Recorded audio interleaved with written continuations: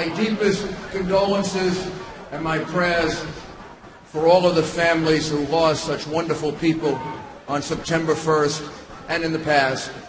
Our prayers are with you, our thoughts are with you, and we do this in dedication to you. As we watch the world media and many of our own political leaders fall under the spell of the mullahs once again, as Rouhani speaks of moderation, let us not, in our desire for a peaceful solution, wake up and find ourselves with a nuclear-armed Iranian regime, because that's where we're headed right now. I fear we're approaching all of this poised to make the same mistakes we made all over again. Red lines that are drawn and then ignored.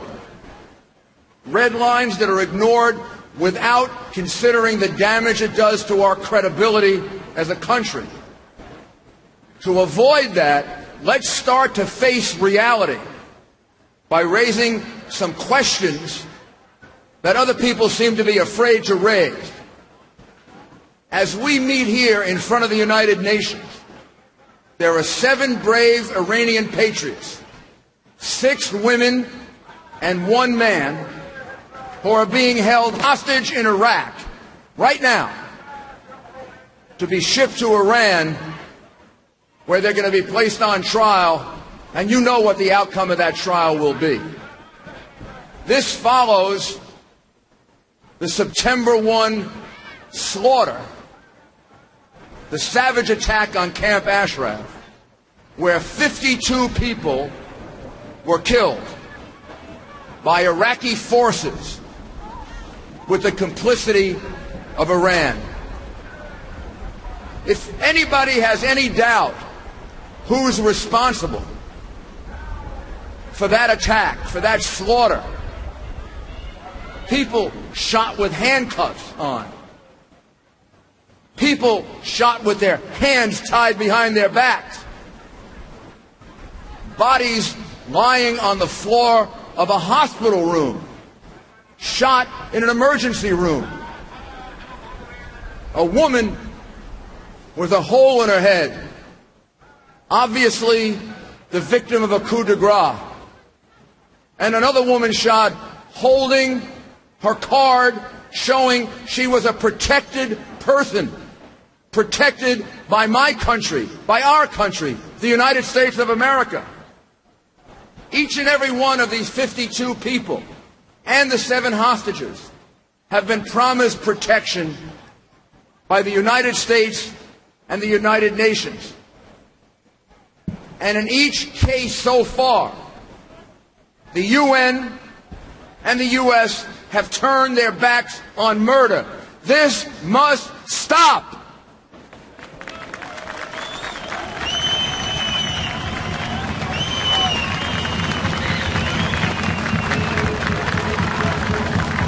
These promises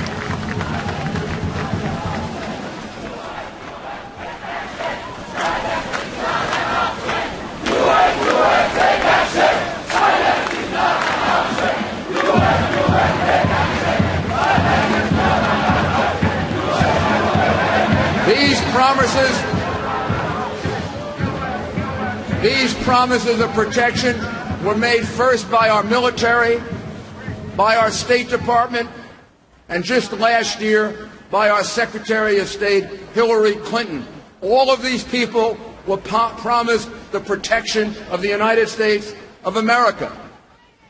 And I fear that it's now become inconvenient to live up to our promises because it will interfere with an agenda of negotiation at all costs. You know what an agenda of negotiation at all costs is called? It's called appeasement. It's called surrender. And I fear that these murders, these killings, are not coincidental. The last time the Iranian regime tried to fool us about their nuclear ambitions, Who revealed their lying? Who exposed their concealment? Who brought to the world's attention that while Rouhani was negotiating in the past, the Iranian regime was just moving forward with enrichment and with becoming a nuclear power? Who revealed that? The MEK revealed that.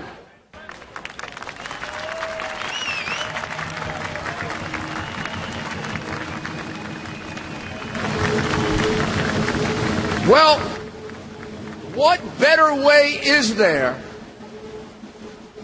What better way is there to make sure that you shut down the information coming out of Iran if you are preparing for another attempt at fooling us than this kind of brutal slaughter?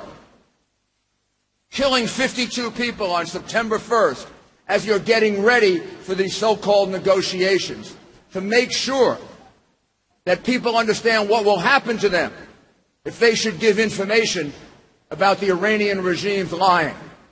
What better way than to take 7 hostages and bring them back to Iran and put them on trial and hang them in public?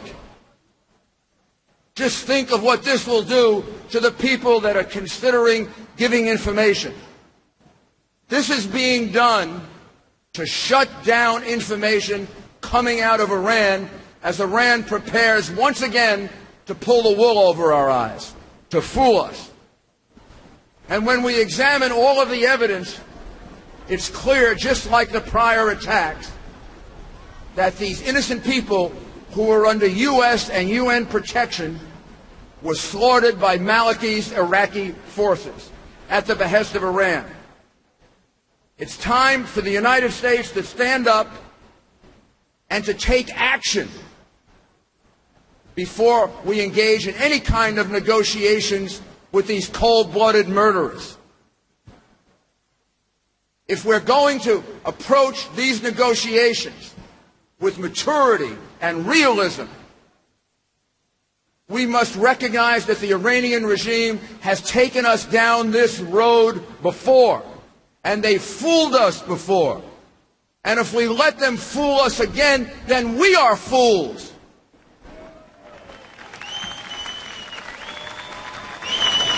They negotiated with the United States and the West on the surface. And Rouhani has written and admitted that this was a complete hoax. While they were negotiating with us on the surface, they were enriching uranium in secret. This is what they may very well be preparing to do again.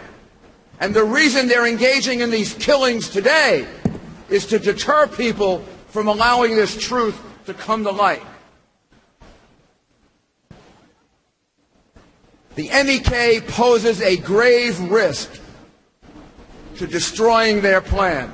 Anyone that thinks the MEK is not a threat to the regime in Iran just has to look at what Iran has done to the MEK. The people that have been killed, the people that have been slaughtered, the threats that have been issued. So why do I think that the September 1 slaughter wasn't an accident? Or the taking of the 7 hostages isn't an accident? This is like a mafia execution. Kill people in order to silence other people. And we should not allow it. The world should not allow it. The UN should not allow it. And certainly the United States should not allow it.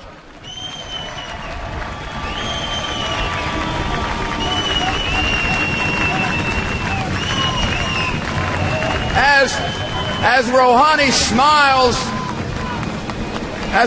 smiles and speaks the words of moderation, let's lift the veil. Rouhani has been a supporter of this homicidal regime from the very beginning.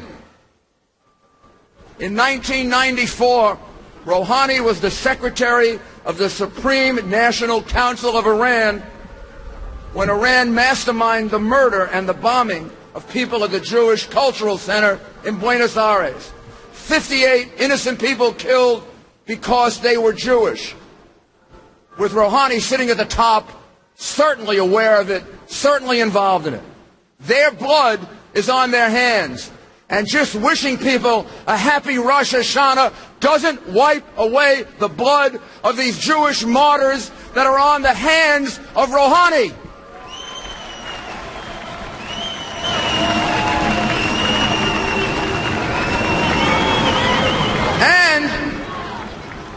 And he was Secretary of the Supreme National Council when Iran engineered the attack on Khobar Towers in 1996, killing 19 United States servicemen.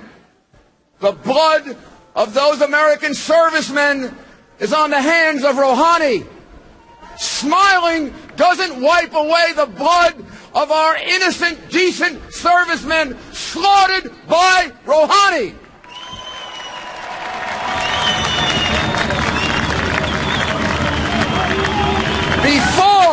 Before the President of the United States, the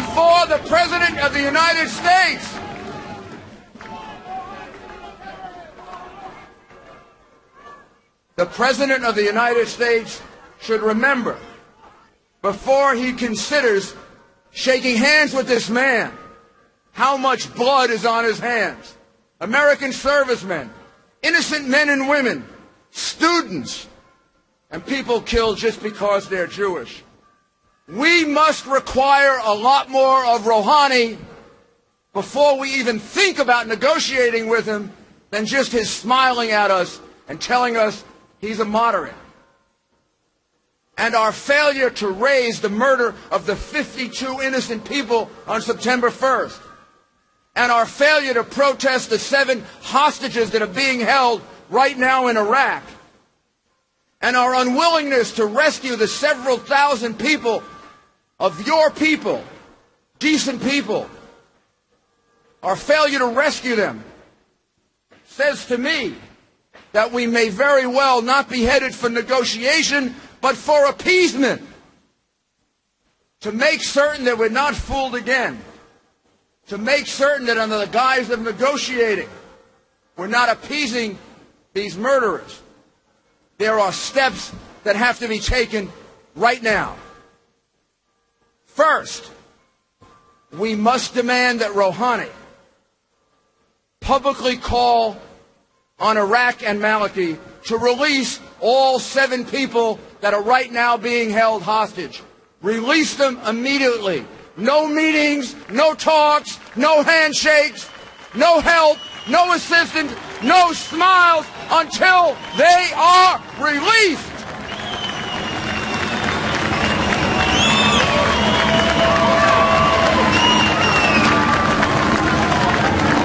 Second, the United States of America should fulfill its promise and live up to its word, and it should immediately send airplanes to Iraq and bring back all the people that are at Camp Liberty so that they don't become victims like the 52 who died on September 1st.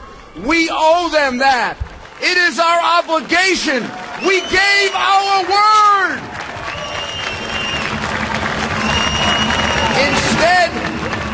Instead of worrying so much about not offending our enemies, how about we try loyalty to our friends? How about we try keeping our word? Third, a special tribunal should be convened immediately, and it should commence an investigation and indict for crimes against humanity the Iraqis and their Iranian conspirators who were responsible for the September 1 atrocities and the earlier attacks on the people at Camp Liberty and Camp Ashraf. This should not go unnoticed. We should not turn our back on this. Justice requires that these people be brought to trial, that these people be brought to account for these atrocities against humanity that are so far being ignored.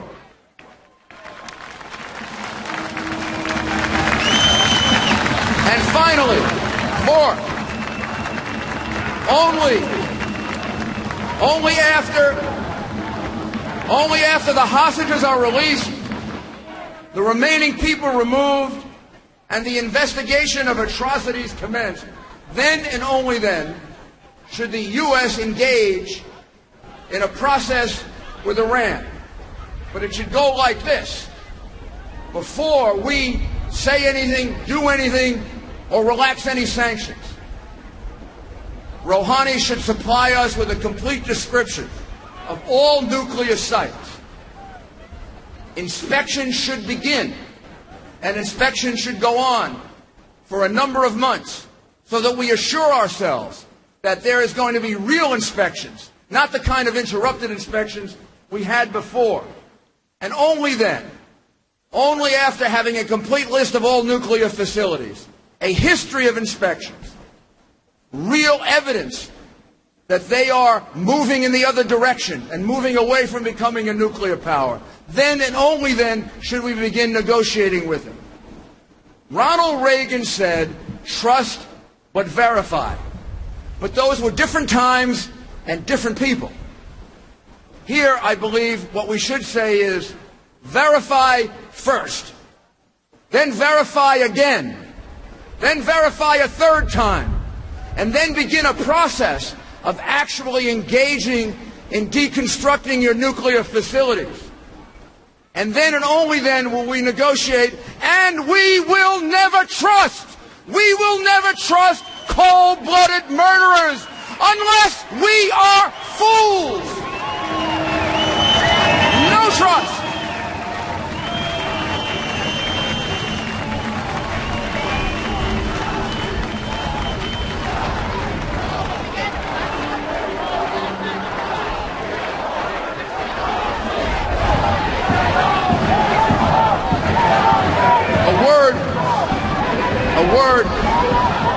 A word to the people listening at Camp Liberty.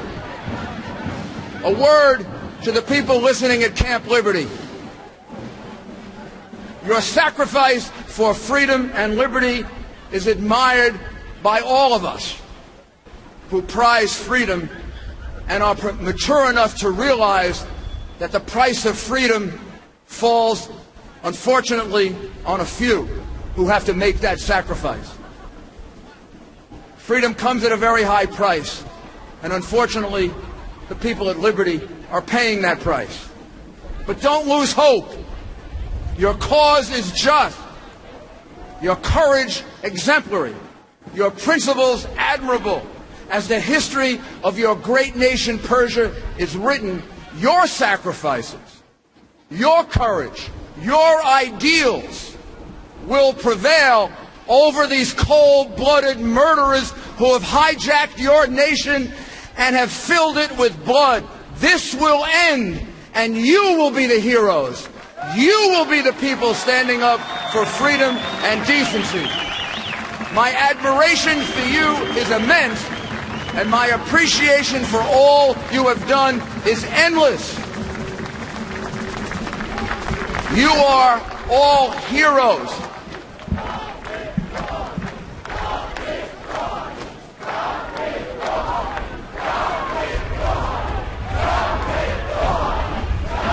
God bless you. It is my great honor to introduce to you someone who you love and who you know and has led you through some of the most difficult times. We have all gotten to know her so well. We admire her courage, her principles, her tremendous love and empathy for her people, the way she suffers with them and the way she works for them, and the way in which she has taken this movement and brought it to world attention so that now the people of the world can hear what you're doing and what you can accomplish. It has to completely mystify the regime in Iran that your movement is led by a woman, and a great woman, and a great person. It is my honor to introduce Madam Rajavi.